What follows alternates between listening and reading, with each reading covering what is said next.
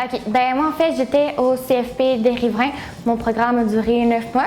Puis ça m'a permis aujourd'hui de travailler pour une compagnie qui s'appelle Interled. Donc, je suis représentante sur la route pour cette compagnie-là. Nous, on est manufacturier et distributeur de produits d'éclairage ODEL haut de gamme. OK. Bien, en fait, j'ai choisi cette école-là parce que, premièrement, elle était proche de chez moi. Repentigny-Saint-Sulpice, c'était vraiment près.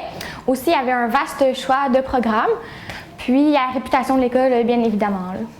En fait, ça m'a permis d'explorer vraiment différents milieux à l'aide des stages. Puis, ça m'a permis aussi d'avoir une certaine approche client avec les personnes dû à nos nombreux modules qu'on a eus.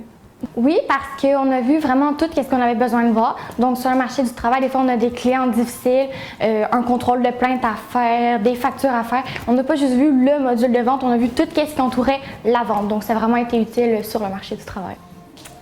Ça a été le module de service à la clientèle parce que, comme on connaît ça un peu en vente, c'est la première approche client qui fait toute la différence. Puis, c'est ça. Et aussi, sinon, il y a le module de vente qui est vraiment le cœur du programme, qui était super intéressant parce qu'on a pu développer plein de techniques par rapport à ça.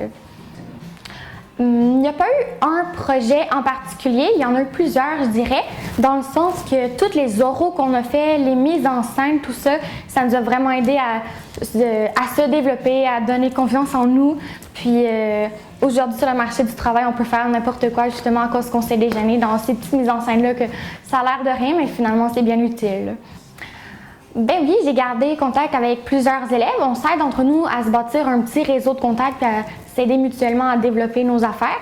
Puis sinon, les enseignants un peu moins. Mettons, il y a un enseignant qui m'a ajouté sur LinkedIn la semaine dernière, souvent parce qu'il serait prêt à nous aider aussi.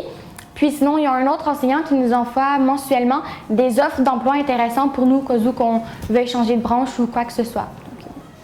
Non, pas nécessairement, mais moi je trouvais que le service, comme quoi les enseignants nous aidaient à trouver un stage au début d'année, on n'était pas trop à l'aise avec la recherche de milieu de stage.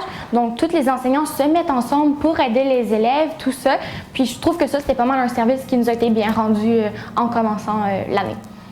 Ben moi je conseillerais ça à un étudiant en vente conseil comme dans n'importe quel autre programme. Il y a juste à avoir de la motivation et de l'ambition. Après ça, aussitôt que tu as ça, le programme dans lequel tu t'inscris te permet de faire n'importe quoi, de développer les compétences que tu as besoin par rapport à ça. Puis quand tu es motivé, tu peux faire n'importe quoi, c'est tout.